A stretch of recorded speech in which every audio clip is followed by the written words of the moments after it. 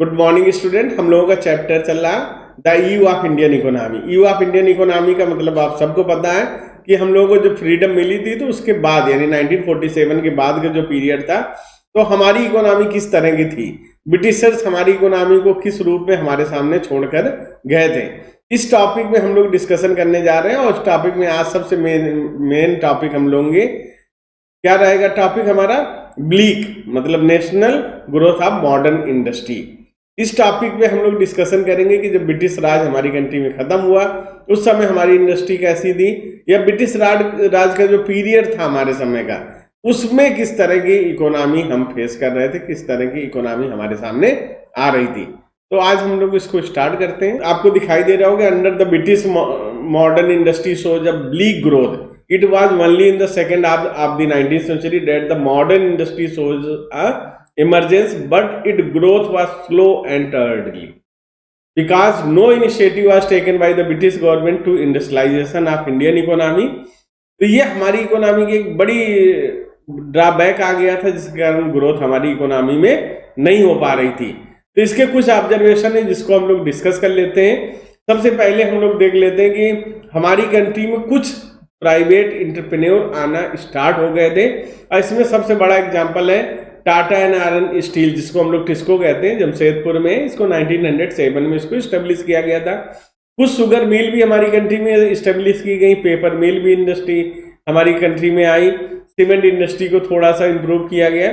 लेकिन ये सब के सब इस तरह से ग्रोथ की गई थी जिसका मेन मोटो था ब्रिटिशर्स को उनकी गुड्स की अवेलेबिलिटी हो जाए। इसके अलावा जो था वर्ल्ड वाइड जो स्कैरसिटी थी इंडस्ट्रियल बैलेंस की, उसको फर्स्ट और सेकेंड वर्ल्ड वार में बैलेंस करने के लिए भी इस तरह के स्टेप्स लिए गए थे।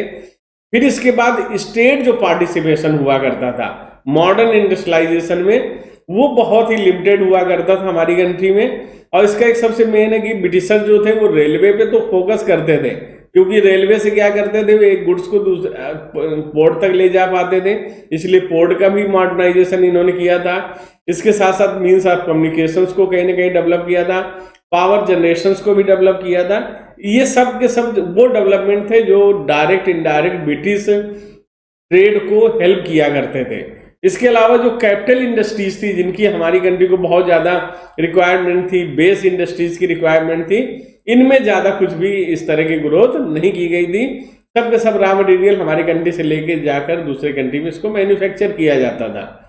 दूसरी चीज हमारे यहाँ थी कि अगर इंडस्ट्रियल सेक्टर के इंडिपेंडेंस की हम लोग बात करें कि किस तरह से इसको ग्रोथ कर रहा था, तो हम लोग देखेंगे कि ब्रिटिशर्स ने बहुत ही सिस्टमैटिक तरह से हमारी इंडस्ट्रियलाइजेशन को क्या कर दिया था, डिस्ट्रॉय कर दिया था। जिसमें मेजर इंडस्ट्री हमारी थी हैंडीक्राफ्ट इंडस्ट्री। मॉडर्न जो इंडस्ट्री थी वो बहुत ही धीरे धीरे ब्लीक एक्सपेंशन को शो कर रही थी। ज्यादातर जो रिस्ट्रिक्शंस थे वो रेलवे पर ऐसे रिस्ट्रिक्शंस थे कि जनरल पीपल उसको यूज नहीं कर पाते थे, केवल ब्रिटिशर्स इसको यूज करते थे, तो अपने हेल्प के लिए इसको डेवलप कर रखे थे। इसी तरह सीमेंट इंडस्ट्री थी, आयरन इंडस्ट्री थी, पेपर इंडस्ट्री थी, इनका भी ग्रोथ वो केवल अपने लिए ही करते थे। उसके अलावा ये ग्रोथ में ज्यादा इन्होंने फोकस नहीं किया था। तो ये ब्रिटिश रूल के समय हमारी कंट्री की कंडीशन थी और इसमें जो ग्रोथ थी वो कहीं कहीं ब्रिटिशर्स ट्रेड को सपोर्ट करने के लिए किया जाता था। फिर हम लोग देखेंगे कि इसके state of Indian foreign trade at the time of Indian independence, इसको हम लोग कुछ टर्म से डिस्क्राइब कर सकते हैं। पहला जो इसका टर्म है net exporter of primary product and importer of the finish good. तो हमारी कंट्री की सिचुएशन क्या हो गई थी, हम जो प्राइमरी गुड्स थे, जो रॉ मटेरियल थे दूसरे गुड्स को प्रोड्यूस करने के लिए, इनको ब्रिटिशर्स ने बहुत ज्यादा एक्सपोर्ट करना स्टार्ट कर दिया था। यहाँ से रॉ कॉटन ले जाते थे, सिल्क ले जाते थे, वूल ले जाते थे, जूट था, इंडिगो था, शुगर था, ये प्राइमरी प्रोडक्ट थे, ये हमारी कंट्री से ले जाते थे जो बहुत कम कॉस्ट में होते थे। फिर इन्हीं गुड्स से फाइनल गुड्स यानी फिनिश गुड्स को बनाकर वो हमारी कंट्री में लाकर हम ही को सेल करते थे। इससे क्या होता था कि हमारी कंट्री का रॉ मटेरियल चला जाता था तो हमारे वीवर्स थे, हमारे ट्रेडर्स थे, उसको ट्रेड नहीं कर पाते थे, और दूसरे कंट्री से जब गुड्स हमारी कंट्री में आता था तो हम वो उसी को परचेज करते थे और इससे ब्रिटिशर्स को कंपटीशन नहीं फेस करना पड़ता था। दूसरी चीज क्या हो गई थी, monopoly control on Indian foreign trade. Indian foreign trade में मोनोपोली कंट्रोल हो गया था क्योंकि ब्रिटिशर्स ने ऐसी पॉलिसी की थी कि हमारे गुड्स पे मैक्सिमम टैक्सेस इम्पोज कर दिए थे, और जो ब्रिटिश से आने वाला गुड्स था उसमें मिनिमाइजेशन ऑफ द टैक्सेस कर दिया था। जब टैक्स उनमें कम लगता था तो हमारे साथ कंपटीशन ही नहीं हो पाता था, और इसके कारण वो क्या करते थे, उनके मोनोपोली स्टेब्लिश होती चली जा रही थी। मोर देन 50% ऑफ इंडियन जो फॉरेन ट्रेड था वो डायरेक्ट कंट्रोल होने लगा था, किसके द्वारा, ब्रिटेन के द्वारा कंट्रोल किया जाने लगा था।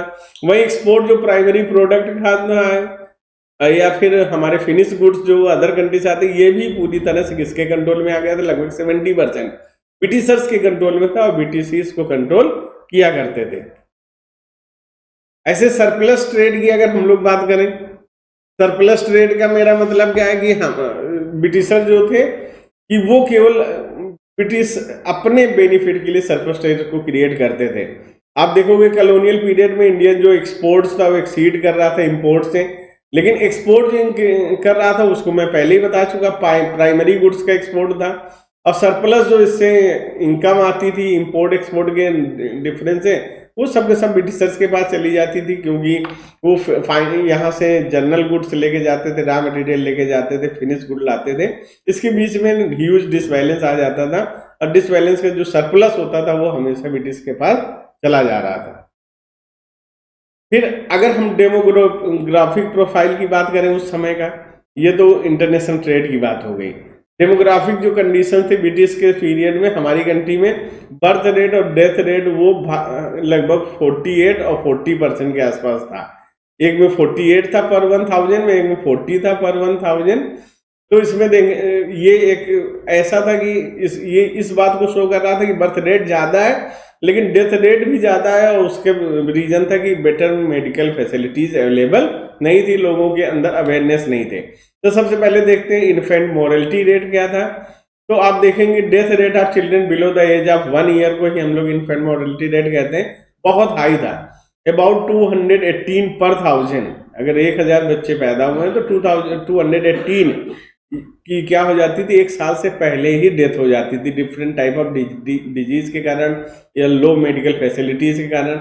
लाइफ एक्सपेक्टेंसी भी हमारी कंट्री की बहुत लो थी, 32 ईयर ही थी, और आज की डेट में तो 65 प्लस है और 68 के आसपास है। तो ये जो था इसका रीजन क्या था कि उस समय health care facility, medical facility, इनकी अवेलेबिलिटी उस लेवल पर नहीं थी।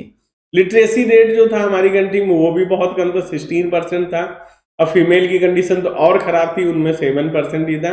ये भी सोसाइटी की हमारी कंडीशन को शो कर रहा था। तो हमारी कंट्री में जो इसका डेमोग्राफिक ट्रांजेक्शन्स हुआ है 1921 के पहले का एक पीरियड था और एक 21 के बाद का था। इसको ग्रेट डिवाइड पीरियड कहा जाता है, और इसको आप जब देखेंगे कि 1921 है, पॉपुलेशन ग्रोथ इंडिया वाज कभी भी कंसिस्टेंट नहीं रही, लेकिन 21 के बाद क्या हो गया, लगातार ये कंसिस्टेंट लेवल पर बढ़ती ही रही, कभी घटी नहीं। जबकि इसके पहले क्या होता था, कभी इंक्रीज हो रही थी, कभी डिक्रीज हो रही थी। अब पॉपुलेशन जो सेंसस था, पॉपुलेशन ये हमारी कंट्री में पॉपुलेशन साइज को, उसके साथ कंप्लीट डेमोग्राफिक प्रोफाइल को कंट्री के करता था। इसमें 81 से स्टार्ट किया गया था, लेकिन वो ऑफिशियल नहीं था, बाद में इसको ऑफिशियल तरह से कर दिया गया। वैसे सबसे पहले 72 में हुआ था, 1972 में, फिर ऑफिशियली ये धीरे धीरे हमारे सामने आता चला गया। और आज हम हर 10 ईयर के बाद पॉपुलेशन काउंटिंग करते हैं और उससे हम कंडीशंस को जान पाते हैं। आपको अब ये असाइनमेंट के रूप में 4 क्वेश्चंस करने हैं। What was the two fold motive behind the systematic decentralisation of effected by British in pre independence India? What is infant mortality rate? What is life expectancy? What was the state of Indian industrialization time of independence? What would you explain the drain of wealth during the British rule?